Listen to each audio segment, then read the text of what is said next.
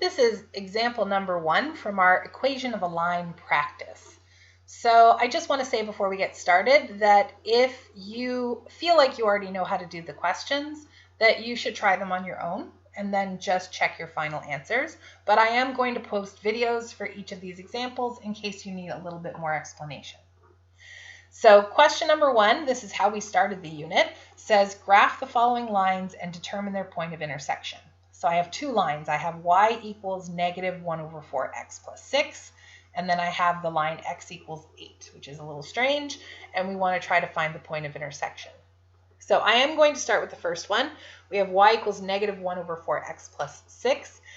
When I graph a line, I need to know the slope and the y-intercept, and the y-intercept is usually where I start. So my y-intercept of my line is the number that does not have the x with it, which in this case is 6. So that means on my graph, on the y-axis, I am going to start by making a point at 6. And then the slope is negative 1 over 4. And you'll notice the negative is written in front. I am going to put it with the numerator to make it a little bit easier for me to graph. So I'm going to call that negative 1 over 4. So the number on the top is our change in y, and the number on the bottom is our change in x, or you could call them rise and run. So what this means, the negative 1 on top is my change in y. So that means my y value, we are subtracting 1, or we are going down 1. And then to my x value, we are adding 4. So we're going to move 1, 2, 3, 4 to the right. And then I make another point. And then I do it again. I'm going to subtract 1 from y. We're going to move down 1 and then add 4 onto x. Make another point. And then I can't go any further because I ran out of grid, but I can go backwards. So either reverse the pattern or turn your page around 180 degrees and keep going, whatever works for you. I think I might turn it around. So we're still going to subtract 1 and add 4, subtract 1, add 4, and now I'm out of space. When you draw your line, I'm going to ask you to draw it from one side of the grid to the other, and try your best to go through your points, please.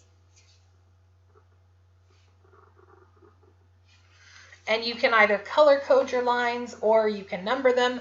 I'm going to do both. I'm going to call this number 1, and I'm going to use a different color when I do the next line. Okay, line 2 is a little weird. It just says x equals 8. So I'm used to seeing lines as y equals mx plus b, where we have a slope and we have a y-intercept. So yesterday we learned about lines like this. This is x equals 8. This is either a horizontal or a vertical line. So when I want to graph x equals 8, what it means is x equals 8. So on my x-axis, every point on my line is going to have an x value of 8. So my x-intercept is 8, and every point after that has an x value of 8.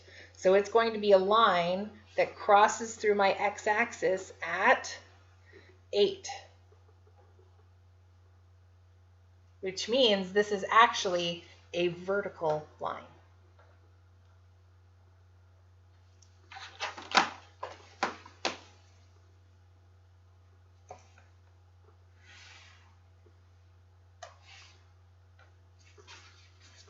Okay, so that was a little weird. So all I did was I said x is 8, so every point on my line has to have an x value of 8. So I just drew a whole bunch of lines that had an x value of 8, sorry, a bunch of points, and then I drew in my line. So from here, I do have to state my point of intersection.